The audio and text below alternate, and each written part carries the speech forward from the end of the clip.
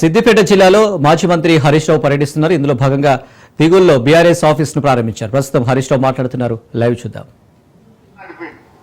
అందాల పోటీలు పెట్టినారు, నెల రోజులు సినిమా నడిపిండు. ఇవేమన్నా కడుపు నింపుతాయా? ప్రజలకు బతుకు తెరువునిస్తాయా? నువ్వు తల్లిని మారిస్తే, విగ్రహం మారిస్తే, నువ్వు సింబల్ తెలంగాణ చిహ్నం మారిస్తే, నువ్వు అందాల పోటీలు పెడితే ఇది మా రైతులకు ఏమైనా కడుపు నింపుతుందా? మా యువతకు, మా విద్యార్థులకు ఏమన్నా మేలవుతుందా? అదే వానకాలం వచ్చిందయ్యాక జనుము విత్తనాలు, జీలుగు విత్తనాలు ఇవ్వంటే గది ఏ శాతం అయితే లేదు. రేవంత్ రెడ్డి దొక్కుతున్నాయి. అవి ధర పెంచిండు, డబుల్ చేసిండు.